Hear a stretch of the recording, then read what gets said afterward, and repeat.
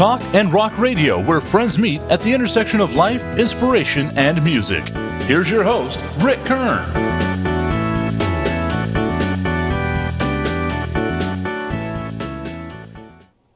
Welcome, everyone, to Talk and Rock Radio.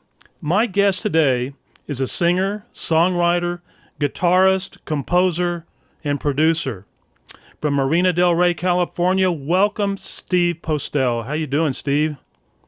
I'm doing okay, man. It's good to see you. Good to see you, man. Thanks for coming on board and doing the show with us today.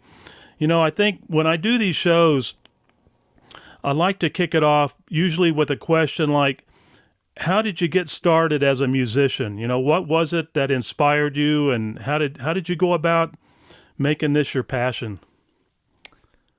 Well, let's try to make a long story short. And you'll hear this from other people. It's funny, Waddy tells the same story. The first time I saw someone holding the guitar, I was completely transfixed. My memory of it is I was about 5 years old, and the guy was playing guitar in Central Park. My mother and I were walking through, and I didn't want to leave. There's something about it, you know? And within a couple years of that, two things happened. One is they took me to a Segovia concert, and two is that I saw the Beatles on Ed Sullivan the first time they played. And really, that was it. There was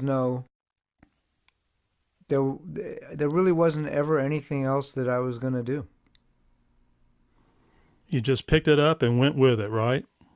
It infiltrated my DNA or something, you know, and then everything else that came along after it. You know, then when I got, you know, my father brought home the first Jimi Hendrix record, and you know, so it just kept blowing my mind, all this music. So I started playing when I was about 8, started taking lessons, and yeah, I never really considered doing anything else ever. It was never sort of, well, I could play music or I could be a fireman. Well, I think when I was 4, I wanted to be a fireman. You're a classically trained guitarist, Steve. Where did you study? I studied at, well, I had a teacher. So my parents, and I don't know where they found him. They found a teacher for me. I was begging to play guitar from when I was 5, and they were told whether it was right or not, that my hands were too small. So finally, when I was 8, we got a teacher. His name was Richard Nieves, or Nieves, it was a Spanish name. And Richard was, what was lucky for me is Richard was a Broadway performer. He was a folk singer. He was a classical guitar player. He was a flamenco guitar player. So from day one, it was reading and classical and singing and chords. So always was one thing for me. And I really honor him for being that guy, because it could have been different if it had been a different teacher.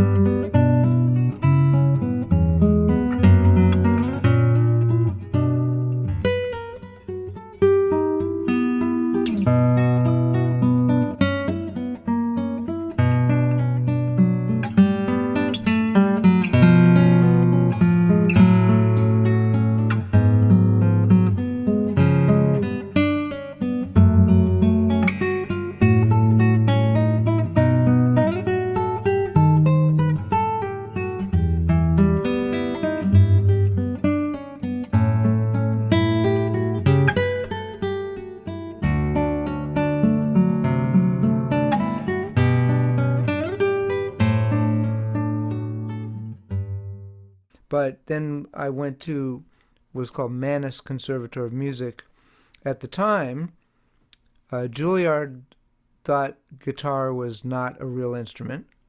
Now, of course, they have a lovely guitar department. So the only choices were Manhattan School of Music and Mannes, and I wanted to study with a couple of people who were at Mannes. Now those two have joined, so Mannes and Manhattan School of Music are one. Very cool. Very cool. And how many years were you there? Did you get your degree in it, or? I was there for 3 years, and then I got offered a national tour of Man of La Mancha for what at the time was a lot of money for a young fellow like me. I think the lead was either Ed Ames or John Raitt. I forget. I worked with both of them.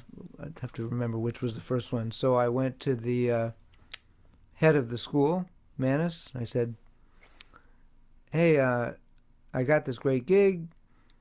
So it's a 3-month tour. So if we can just suspend my thing and then I'll come back and finish and get my degree. And he said, we don't do that for people. I said, well, you don't understand.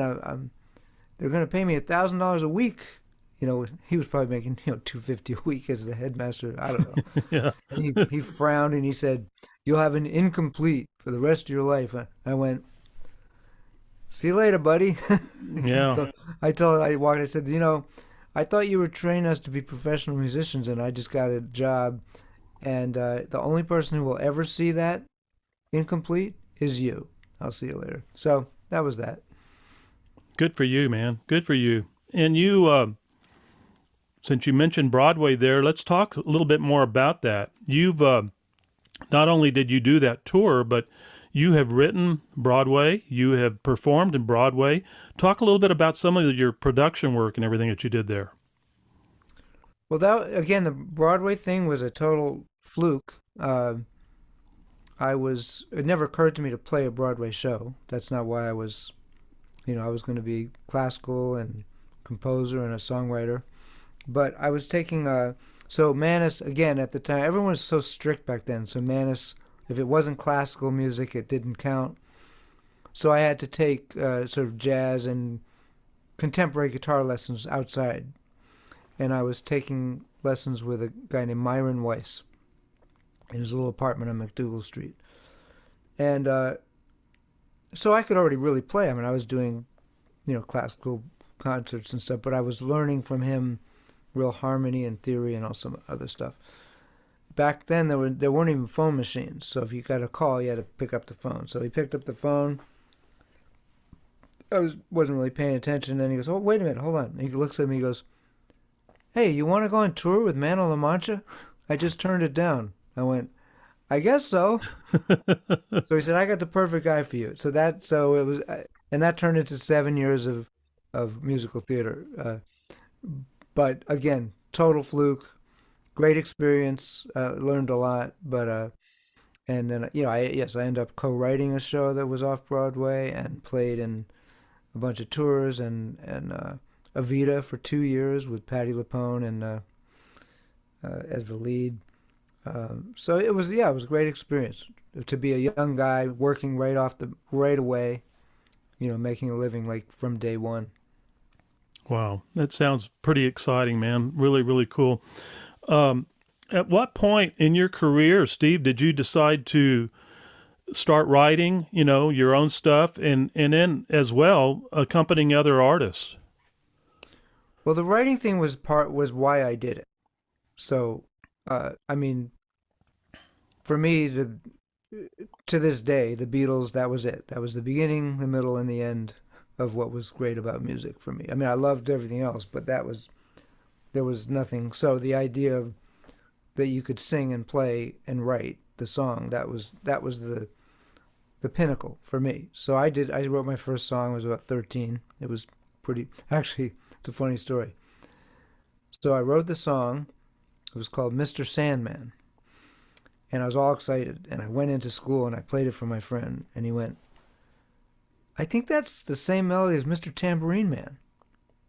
So I had done the George Harrison thing of, not intentionally, it was the exact same melody as Mr. Tambourine Man, which was in my subconscious there. So the first song I wrote was a total ripoff. But so I always did it. I always wrote, and then in school I was a classical guitar major and a composition minor, so I was already writing sort of classical, neoclassical pieces, and it all really just everything fed into each other really. In terms of accompanying other people, again, because I played in shows and in studios, I didn't really do a lot of accompanying other people just as a guitar player. I either was playing guitar in the show or in a studio or a session or for my own bands. And when I came out to LA many years later, which is about 2004, sort of reinvented myself, and I joined the studio with Steve Ferroni, who's the drummer from the Heartbreakers, and my friend John Jones, who's a Grammy Award-winning engineer. The three of us had the studio. And some people didn't know I was a songwriter. I would play in a session there. So I started getting called to, hey, can you come play for me? I'm singing a show. So very late in my career, I started going, yeah, this is fun. I'll just be the guitar player in this band, and I don't have to invite anyone. I don't have to sing. I don't have to write the songs. I can just, and I still really enjoy that. And there's certain artists, Eric Andersen and Dan Navarro, I play for a lot, and where I'm just the guitar player guy with singing background vocals, and I like that. Where are you most satisfied, Steve, in performing as a session studio player or live shows? It's all about live shows for me. Live shows, okay. As a matter of fact, so I again started like sort of right out of the gate. I was doing sessions in the Broadway thing, and then about once every 3 weeks or so, I'd play a show like at the Bitter End or at Tramps or something like that, of original music. But most of the time I was in the studio or on Broadway or something. And one night I went to see Lonnie Mack. And I was watching the show, and it was all these grizzled, old, amazing guys playing this sort of blues, whatever, Americana, whatever it was, but deep. It was a deep thing, and they had their whiskey bottles, and they all had long gray beards and shit, and it was so beautiful and effortless, and I just remember I said, if I'm ever going to be able to do that, I can't just be in the studio all day every day, because I'll never be able to do it. And I basically put a band together and not completely quit the studio thing, but went on the road. I went to Colorado and just started playing, and ended up with that band. It morphed from a band called Chain of Fools, which was a weekend warrior band, into Little Blue, which we played 230 gigs a year. Great band. And that's where I got the thing that a little of the thing I saw Lonnie Mack did, was like where you play so much in so many environments, and that's my favorite. That's my favorite thing, is to be on a stage playing music. I love the rest of it, but that's it. What I've been saying for a long time, Steve, is that validation is the fuel that feeds the passion for a performing artist.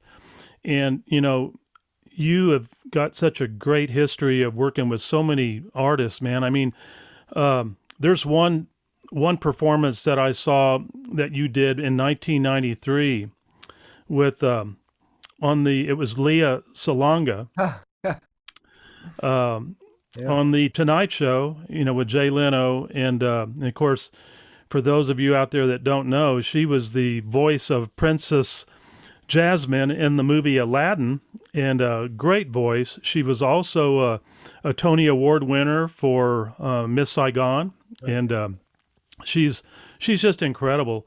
Incredible, Sam. Is she still performing, Steve? Do you know? Yeah, she does. She was really young when all that happened, and she got tapped. I think it was Atlantic Records, but I wouldn't swear to that. But anyway, big record deal. Maybe David Foster produced. I don't remember all the details, but as part of the record deal, there was this single, and I was the musical director, and we went around the country to these TV shows, Today shows kind of thing. We did Tonight Show, and so she had her mother with her because I think she was 18 or 19. Her mother would travel with us. I don't know this for a fact. I think she was already a big star in the Philippines, like really big, like Michael Jackson big there. Mm-hmm. And I think that they just went, we want to go home. I think she wanted to go home. Because I know she just kind of went back to the Philippines for a while. I think she was too young. It was too, maybe, so that trajectory rather, which was, let's make Lea Salonga the next, pop star, didn't happen. But she never stopped playing. She's got a huge amount of fans and one of the greatest natural singers I've ever heard.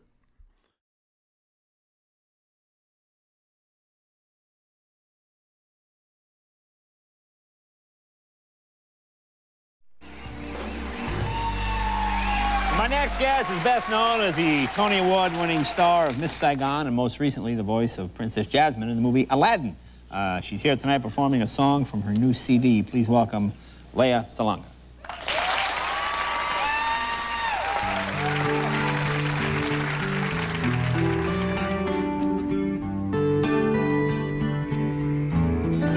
Be still, my heart. Lately its mind is all its own. It would go far and wide just to be near you. Even the stars shine a bit bright, I've noticed, when you're close to me. Still it remains a mystery. Anyone who's seen us knows what's going on between us. It doesn't take a genius to read between the lines. And it's not just wishful thinking or only me who's dreaming. I know what these are symptoms of. We could be in love. Don't open my eyes. Ooh, I'll wake from the spell I'm under. Makes me wonder why ooh, tell me how I could live without you now. All my life I have dreamed of this, but I could not see your face. Don't ask why two such distant stars can fall right into place. And what about the laughter, the happy ever after, like voices of sweet angels calling out our names. Oh, and it's not just wishful thinking or only me who's dreaming. I know what these are symptoms of. We could be in love. Oh, it doesn't take a genius to know what these are symptoms of. We could be, ooh, we could be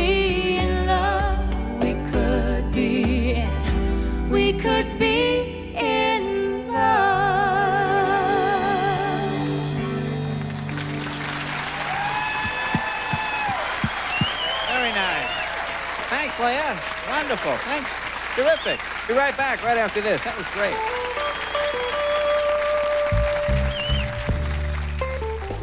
Well, and I've got to say, your performance with her was superb. I mean, your harmony with her, man. I mean, how much time did you have to rehearse with her prior to doing that show? Well, this is a good music business story, and since I won't mention any names, I can tell the whole story. So she did the single was a duet with a young guy. He was also, so she was in Miss Saigon, he was in another Broadway show. His manager was his stage mother, very aggressive, stage mom. So we did the Today Show. The first show we did was the Today Show. Her style of she was a really good interviewer, and so she would ask questions, many of which she knew the answer, but that's what you do, as you're probably doing today. So she asked the kid, so what are you doing now? And he went, oh, well, I'm in this Broadway show, and blah, blah, blah, blah. We get backstage. I'm there with Lea's mom, Lea's manager, who brought me in, and then this kid and his mom. His mom storms in and starts swearing at the manager. Can we swear on this podcast?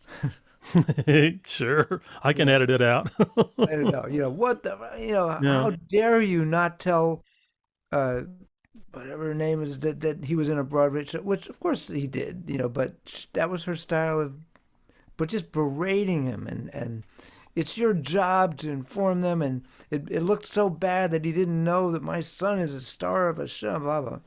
So he's very calm, real pro and the seasoned vet. He waits for her to finish. He turns to me and he goes, hey, Steve, you sing, right? I went, yeah. And he looked at the kid and he goes, you're fired. Oh, wow. So I had to learn the song in that day because we were doing another show the next day, and for the rest of the tour I sang the duet. So that's how that happened. Fantastic. The biggest and most memorable validation moment in your career, Steve, are there any particular ones that pop out at you? Well, sadly, one of them happened a week and a half ago. I was sitting, we were rehearsing, me and just a small rehearsal before, we had the full band, but just sometimes me, James Raymond, and David Crosby would just get together just to work stuff out, and then that we'd show it to the band. And I was just playing something, it was on a song called Delta, I remember.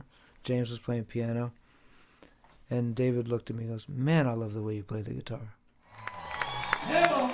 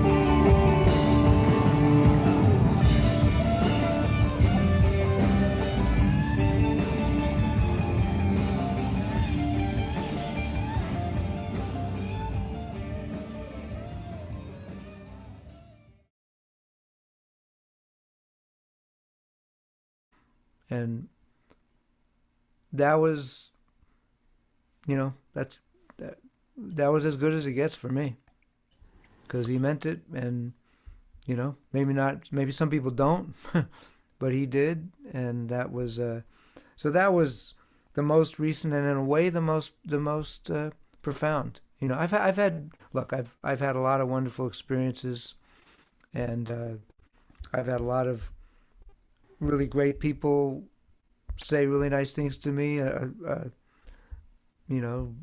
Carole King told me she loved the way I sang New York Minute, and that those are great moments. But it's also a great moment when someone in the audience comes up to you who you don't know, who's not famous, and says, I love that song, or I love the way you play, or that's. So I've been fortunate that I've had people sort of validating that what I do has something to it for forever. A recent event that has taken place with you, which I am so impressed with this band, is Immediate Family. You're the new kid with the group, and I love this band so much. I just love all the players. I mean, they're just the best. And I've talked to Lee several times, and we're going to be doing a show, and we're going to be talking about Immediate Family in time as well. But how has joining that group, in this experience of playing with Immediate Family, how's it impacted your career, man? Well, first of all, for anyone who doesn't know, the Immediate Family is myself with Waddy Wachtel, Danny Korchmar, Leland Sklar, and Russ Kunkel. And the four of them, I think they've probably played on 8,000 records, and that's not an exaggeration at all. It's probably as a band called The Section, right? Yeah. Well, The Section individually, and just,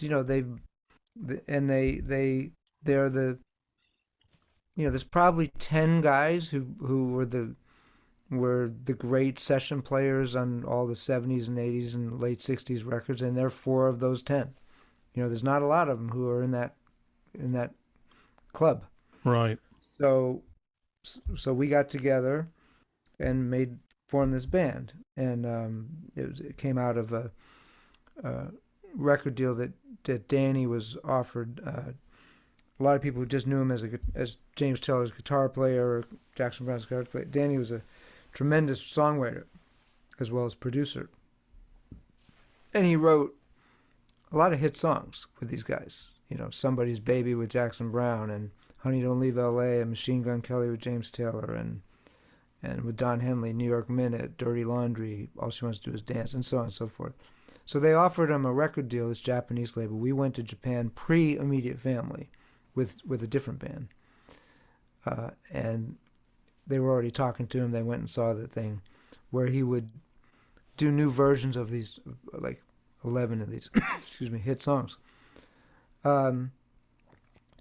So it just so happened that Leland, Russ, and on the third day Waddy were available, and those were his guys for 50 years. And he and I had been doing pre-production for this record, and we made that record. But it was pretty clear, like, oh wow, this is like a band. This is a band, and it's a band they always wanted to have. They got to be The Section without Waddy, and apparently had asked him to join at one point, but he said, like, you're playing instrumental music, it's not my thing. If you ever do a band with vocals, let me know. So this had been sort of a germ for many years, but for me personally, it's a incredible experience, because they were all big influences on me, all 4 of them, and not just, major. As a matter of fact, those 4 guys are part of the reason I wanted to not just be a songwriter and singer. I wanted to be able to do that too, and be able to be in a great band and back someone up if I needed to, and be a session player and play on records and so on. So it's been, we're in our six years now, and it gets better all the time. We have a new record coming out. We have a movie coming out, documentary. So I just want to keep expanding. Like, it's one of the things about Crosby that was so great. Never stopped. Anything I can. What will expand what I do? And being in the immediate family has been a big expanse. And on so many levels. One was that they're like, well, you're going to sing all the high parts and all the high stuff. You're going to sing the Don Henley tunes and the Jackson Browne tunes that are high. Daniel's sing the ones that are lower. And on the harmonies, you're going to be singing, G, A, B flats the whole night. So first thing was, I could get my voice, like, I always keep it in shape, but not like in that kind of shape. Right. So got that together. And then just musically, like, all right, I want to hold my own. I'm up front. There's 3 guitar players, and so I upped my practice. And it was everything I was doing. I upped it. It made me want to even, go further. What really impresses me about you and Waddy and Cooch, Steve, is that all 3 of you guys are so good on guitar, but you complement each other so well in that band. It seems like everybody knows the chemistry is working so well with that band, just like it does for Lee and Russ. I always call it the heartbeat and the soul of the band. But you 3 guitar players, you guys, chemistry-wise, it just seems like you know when to pull back, when to fill, when to lead, and you all do it equally so great. I mean, well, that's why you all are who you are, but it's wonderful to watch.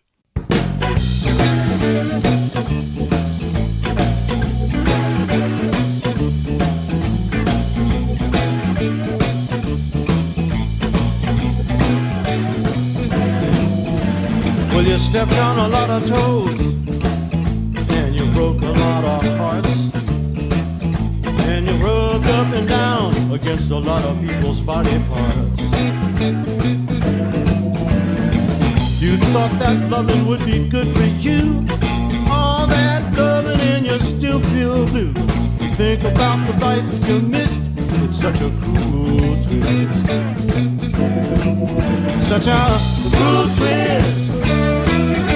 Such a cruel, cruel twist. Such a cruel twist.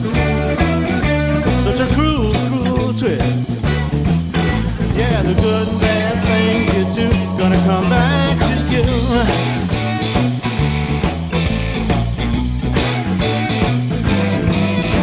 Once you were sitting pretty and the world was at your command, but reality got gritty, and I don't think that you understand. You thought that time was your best friend, but you're further from the beginning and you are to the end. You think about the life you missed, such a cruel twist. Such a cruel twist. Such a cruel, cruel twist. Such a cruel twist. Such a cruel, cruel twist. The good and bad things you do gonna come back to you.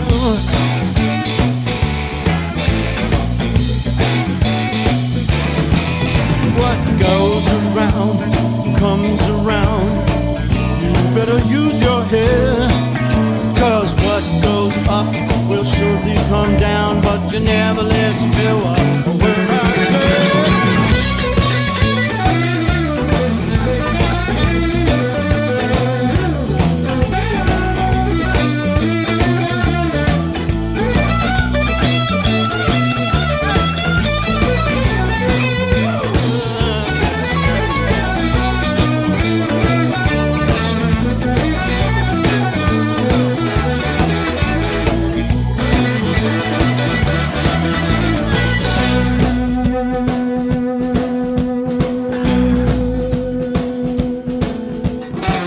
Whatever cards get dealt to you, but one thing you know The good and bad things you do gonna come back to you. And it'll be a cruel twist. Such a cruel, cruel twist. A cruel twist. Such a cruel, cruel twist. Yeah, the good and bad things you do will come back to you.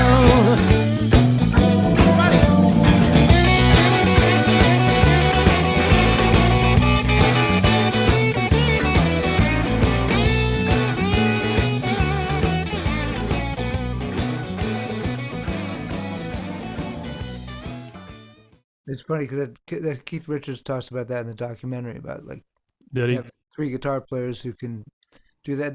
That comes from, I think, a couple things. One is that the big thing that Danny, Waddy, and I share is not that we all play the guitar. Is that we honor songs. We're songwriters. We love songs. That's our Bible. Is the art of songwriting. So the guitar is a tool to make a song sound good. So we're not trying to be the center of attention. We're trying to, how can we make this, what can I do on this instrument that makes the song sound good? So we all have that point of view. Not all guitar players do. A lot of guitar players want to, be the cat, Well, Steve, don't you also, excuse me for interrupting, but don't you also think that that's probably one of the primary reasons why Carole and James took this group on the road to be the performing group behind them? Because of that reason, they knew texturally and everything that they could layer it. They could do everything they needed to do in the studio, but do it live also. And so it was. I find that to be so interesting. 100%. That's why everyone wanted these guys on the record. And now there's another thing that's just interesting about the 3 of us. Waddy is strictly a Les Paul player. Danny is sort of a Jaguar Telecaster guy, and I play in this band. I play a lot of guitars in this band. I'll play like Paul Reed Smith's or this G&L sort of humbucker guitar. So just sonically, before we play a note, we all sound different. Mm-hmm. And then on top of that, we have 3 different styles. So Danny's one of the best rhythm guitar players there is. He learned his craft from listening to the James Brown records and all that stuff. So he's playing these fantastic inner rhythm parts. Waddy is one of the best rock guitar players where there's interspersing lines with power stuff, power chords and so on. And then I'm doing a lot of textural stuff. Like I'm basically a lot of times, not when I'm soloing of course, but I'm doing what a keyboard player would probably do. So it just, doesn't have to be a lot of discussion. We have our place. And it fits together. And we listen. We're listening. Oh, he's playing that? I won't play that. Or he's playing that. This section needs to be stronger. I'm going to double it. Making those choices. It's good, man. It's really good. It's fun to watch. It's great to listen, and as a musician myself, I can't get enough of you guys. I hope to get to see you live sometime. It'd be an absolute tremendous moment. I want you to tell the story about David Crosby and joining up with him. I saw it recently where you reposted it, and I'd like for you to tell the story. It's really good. Again, I'll try to make what's a long story short. I mean, I've known David. I've known him for 30 years, and but knew him as a friend of his son James Raymond, the keyboard player, and his longtime guitar player in many bands, Jeff Pevar. So I was just their friend. And then either he heard me play or I got a benefit. Then we did a show together in Vancouver. I got an offer, I put it together, asked David. We did this great show up there. So little by little, more little music things would happen. We wrote together. I played a very complicated acoustic guitar part 2 records ago. That's when they went, oh, he really plays that acoustic stuff well. I was kind of had to use some of my classical chops to pull it off. Right. We wrote a song that's on the latest record. So, and we became friends. I would visit him when I went up there, and we'd sit around and play and so on. And then about maybe I'd have to look it up to see, maybe a year ago or more, I was at his house. He lived up north of Santa Barbara, beautiful, a nice ranch up there, and he said, "Well, I'm retiring from for performing. I'm still we should write and we'll make records, but my hands just don't work anymore. I can't get through a show. They tried to do some surgery. It didn't really take enough to." And I said again, and I wrote this all in the thing, but I said, well, sort of not as a joke exactly, but sort of offhand, well, if you ever want me to play your parts, just let me know. And I guess he didn't like being retired Right. from performing, and he and James talked about it and said, maybe Steve really could do that. He called me up and said, look, I'm not guaranteeing that we'll go out and play. So, it's a lot of work because we don't know what's going to happen. But how would you feel about learning 8 or 10 of my songs and we can see how it feels? Well, I would have done it anyway, the opportunity. So I went to his house. I filmed him playing. He could still get the guitar in his hands, and it was just not. So he could show me the songs, and I filmed it, and I learned probably 10 songs. But I mean, really learned like this every string. Like if he played the 3rd string on the end of 2, that's where I played it. I didn't. I've played his music before, but not with that kind of specific note choices. Mm-hmm. We got together, played it for him, with him and me and James, and there's actually a video, I think, on James' Instagram of that first time when I said, well, and we played a song. And he went, I'm good with that. Let's do it. And right there and then he started calling who should be in the band, and how about Hutch on bass? And he called, hey Hutch, you want to be in? Yeah. How about we'll use Stevie D on drums because he's been with me 30 years. So everything happened like sitting right there. Called everybody, and then I had this offer to put something together at Libero Theater, and it was the perfect timing, and there we went. We went with it. Started to go. Came up with a set list, and I learned all this. And I was singing the. Then we brought Chris Stills in. I thought. I said, are you good with? And he said, I've known him since he was a kid. He's great. I said, well, let's have him sing the Steve Stills parts. I'll sing the Graham parts.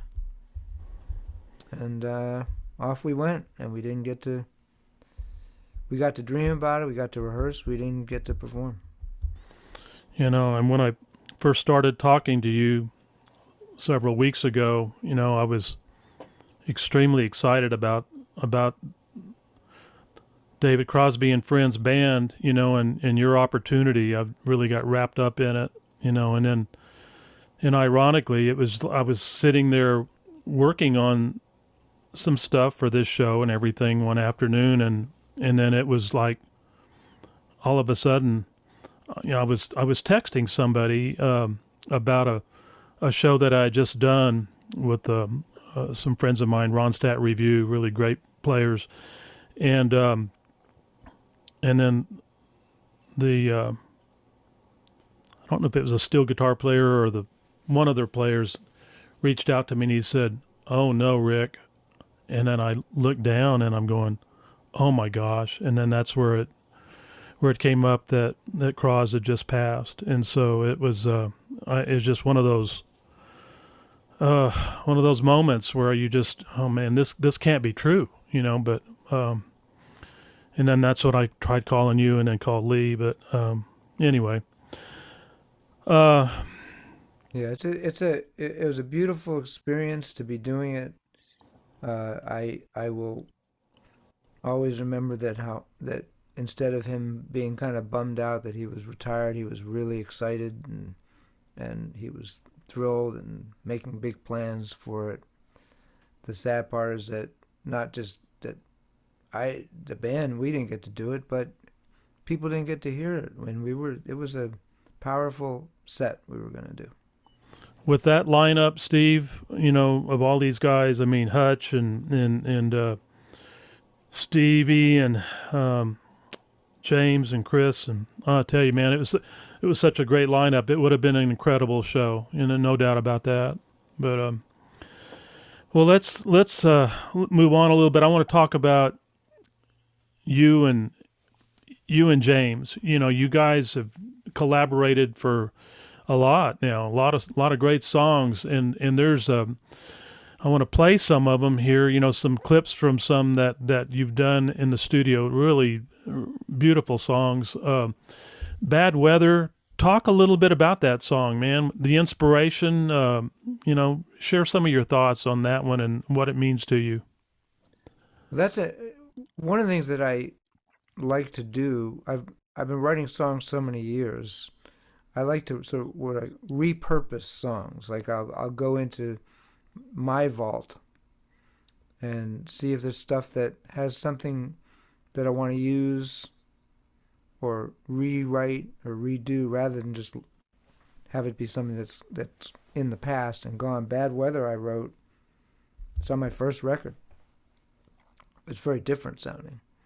But I listened to, I started playing, I hadn't played it in 30 years and started playing it differently, in the way I play and sing now. And, where these things come from, sometimes, I do some teaching of songwriting and I talk about all the different ways a song can start, and they can start from a title, from a idea, from a feeling, from a riff, from some chord changes, So, who knows? It was so long ago. Was it raining out? And I thought that the metaphor, of the actual rain and relationships that are kind of like that, that songwriting has a mysterious quality to it of where they come from.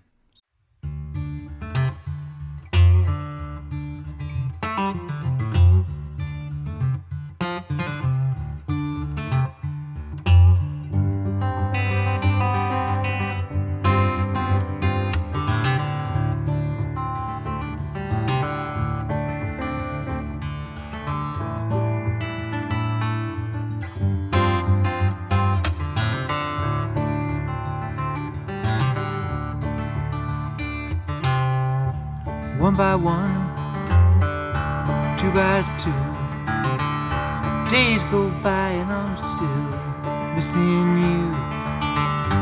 Know I'm supposed to be getting it together, but it's cold out here in all this bad weather.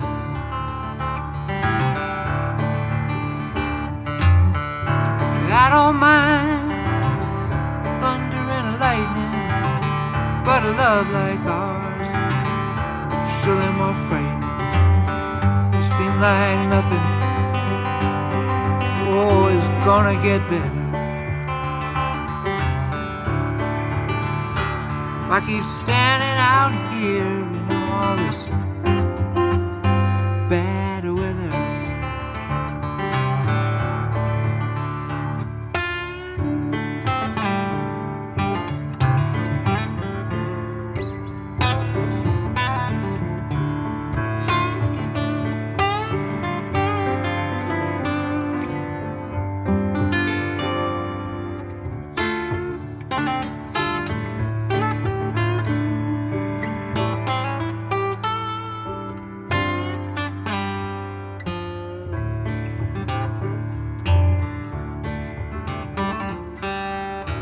tide will pull and the rain will fall. Ain't always dry up against this wall. She broke my heart. Oh, I know I let her. Now I gotta get out of all this bad weather.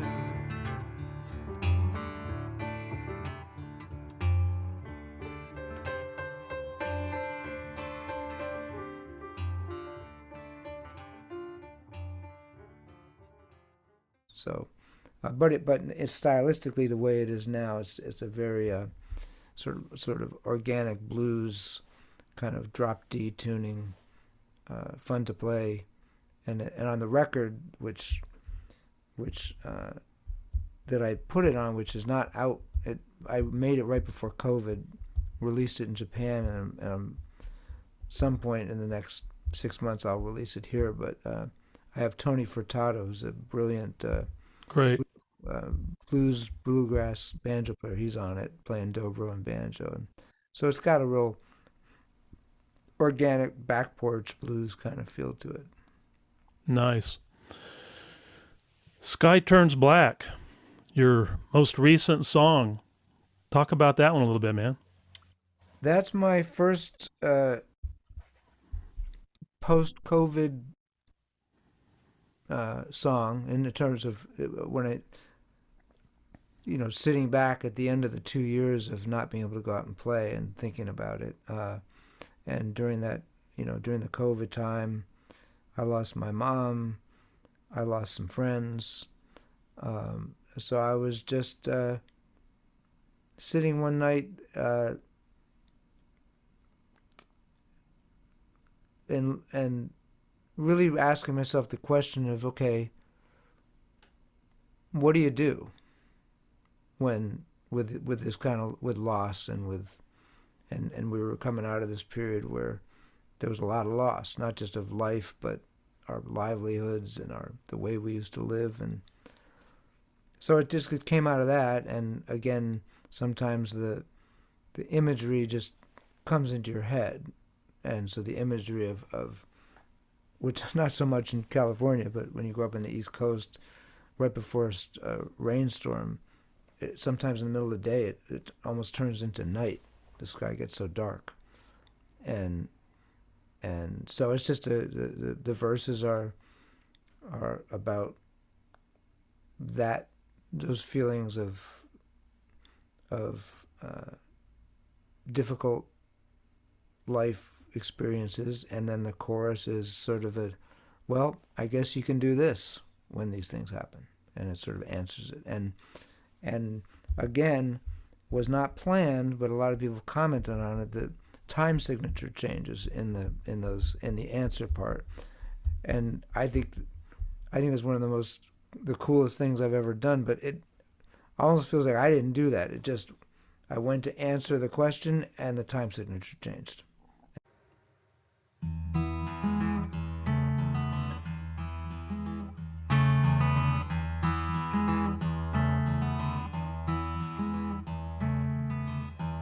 It's been a long, long year.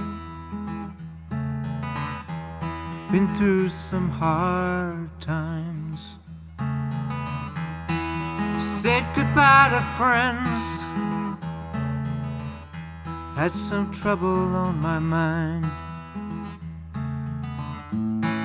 I think I saw a light, a castle in the sky.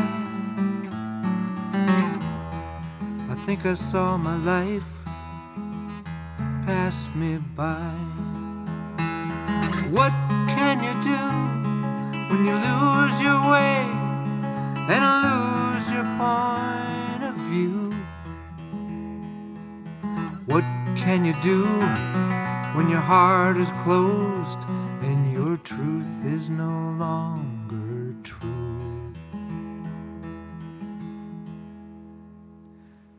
You can climb up a hill, you can float down a stream, you can pick up your guitar and believe in your dream. You can howl at the moon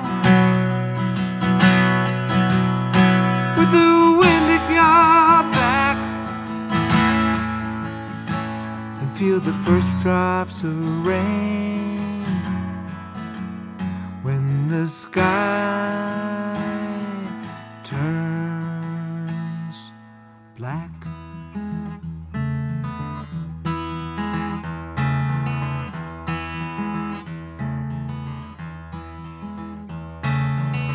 I put my money in the bank. I built a house on the hill. I got myself a wife, but I don't have her still. I've sailed an ocean or two. I've been to Rome and Paris, France. And after all that I've been through, I may not get a second chance. What can you do when you lose your way and lose your point of view? What can you do when your heart is closed and your truth is no longer true?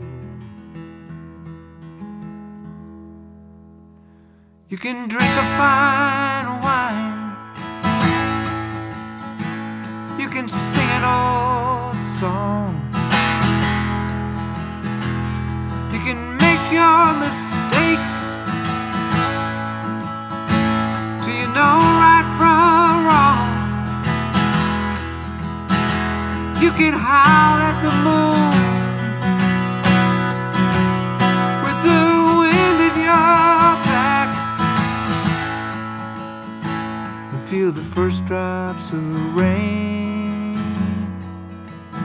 when the sky turns black.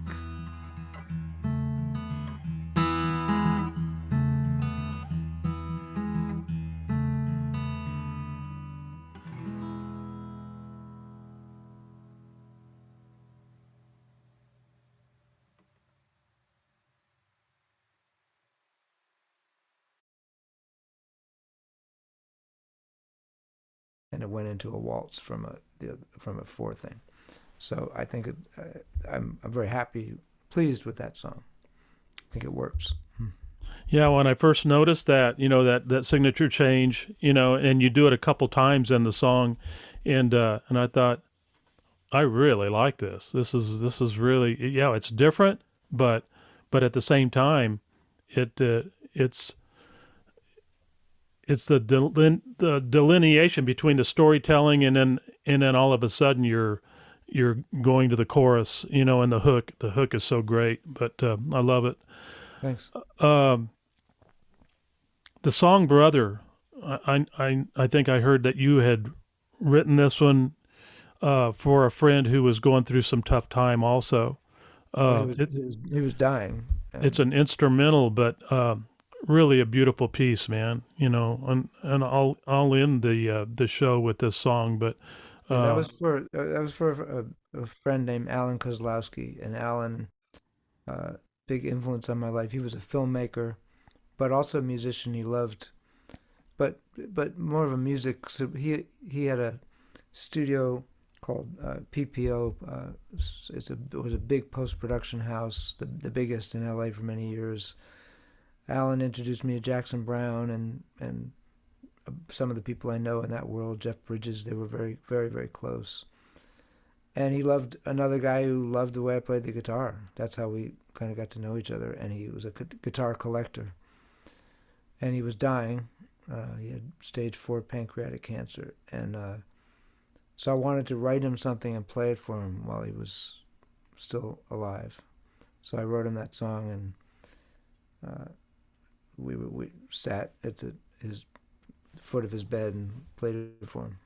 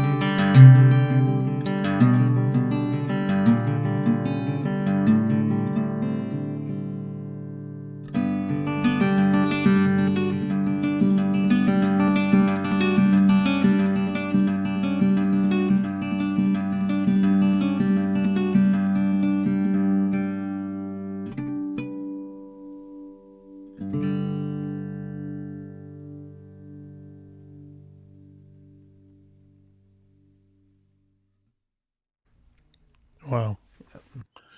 The before we wrap this show up, I'd like to ask you, Steve, are there any final thoughts or stories or anything that you'd like to share with us?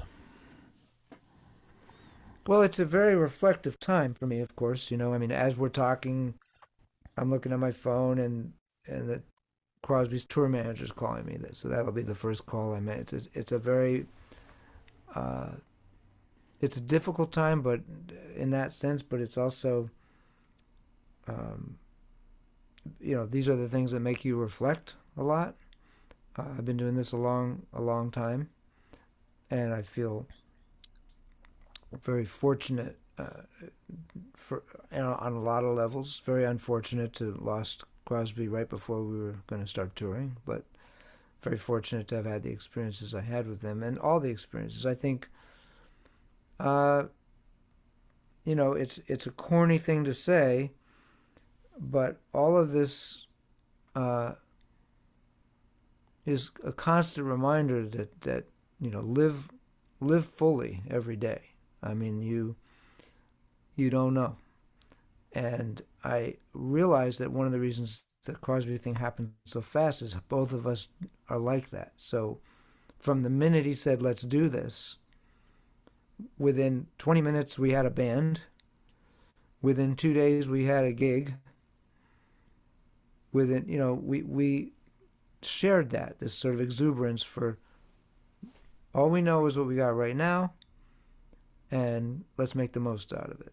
And that's why being an artist is a very iffy proposition to begin with, in a way. But so you have to remind yourself of that every day, and I'll keep doing that, and I'll try to not just him, but keep the memory alive, keep the music alive in whatever small or big way that, you know, whatever ways I can.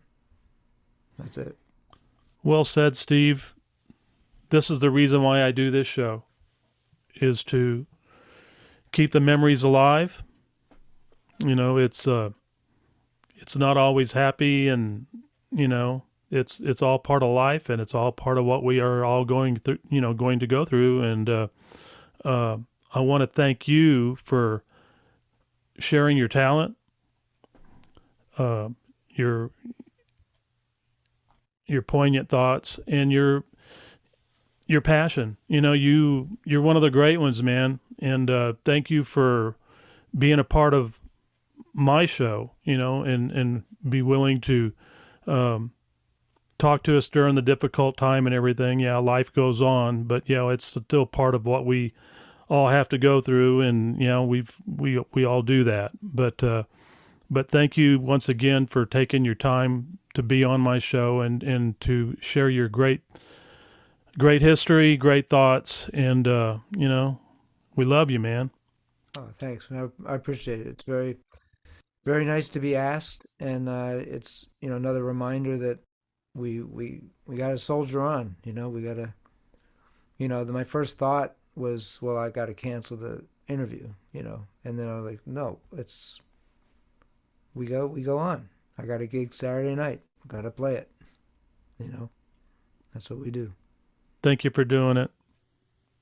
Thanks for having me, man. We'll talk again, okay? Sounds good. Take care, buddy.